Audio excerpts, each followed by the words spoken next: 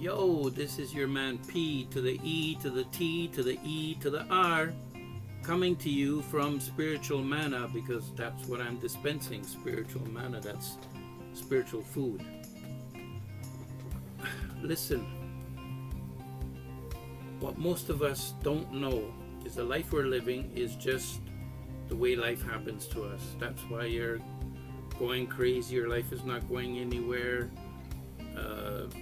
When you look back on your life, you haven't accomplished anything, you haven't accomplished things, you did things that were stupid, and you don't know why them happened. You know, the thing is that we need to take charge of our life. No one has ever taught us growing up to take charge of our life, and that's what you need to do. Now, I realize it's hard to do that because basically you have to recreate yourself, okay? But there is a simple secret, and that secret is that you're going to take one part of your life that you want to change, just one little small part of your life that you want to change, whether it's just getting up at an earlier time,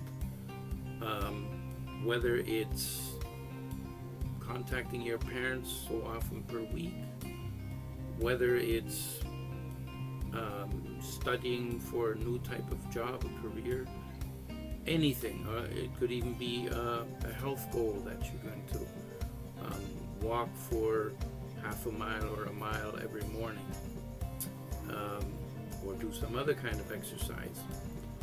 And you just need to focus on that one little part, because if you want to change everything at once, you're not going to be able to do it, because it's like 1,000 arrows coming at you, and you can't save yourself from every single one. If there's only one arrow coming at you, you can always deflect that arrow. That will never hit you. So now the next problem is that, hey, it's a good idea that you're going to focus on that one thing, but it's not so easy to change your perception about that one thing. So it's a process.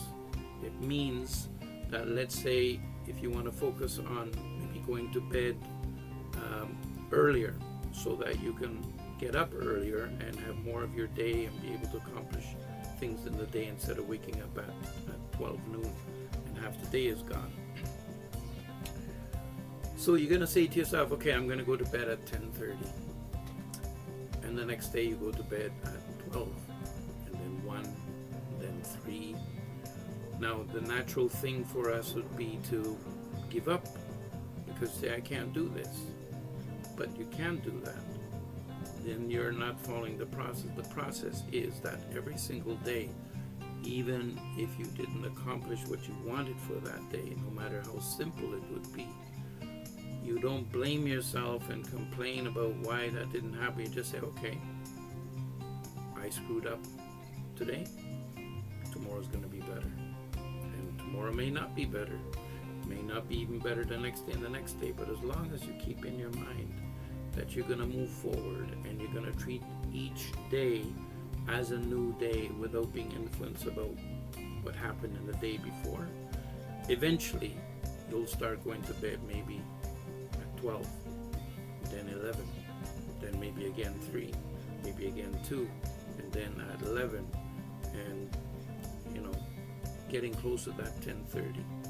As long as you move forward and as long as you just keep that process going, you will eventually reach your goal of 10:30, and then it's going to become more and more of a habit until you don't even have to think about it. You just go to bed at 10:30. When you've accomplished that, pick the next thing and work on that the same way. And I don't know how long it will take. But if you follow the process, you will reach your goal as long as you keep going forward. Guaranteed. Guaranteed you will reach your goal. It may take a long time, but that is up to you, because the more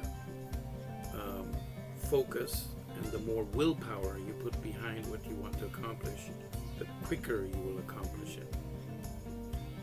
So that's all I wanted to say to you. for all those people that are, wondering how they can turn their life around, how they're not happy with their life, that's all you need to do. You don't need to see a shrink, take any medication. It's all on you, because all the time your life is in your hands. You are the one in charge. When things happen to you, you allowed it to happen. You weren't in charge.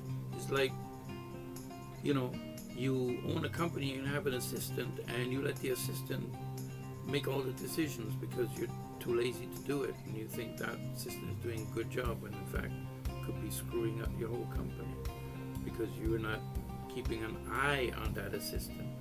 So you need to keep an eye on that assistant, which is your ego. You need to be in charge of that ego. The assistant cannot be in charge of you. Don't allow the assistant to be in charge of you. You are the boss. If you feel you need assistance with this process, or making it a reality, or you have issues with it, just DM me. I'm happy to help you. Take care. And please like, share, comment, especially comments. I love to hear your comments.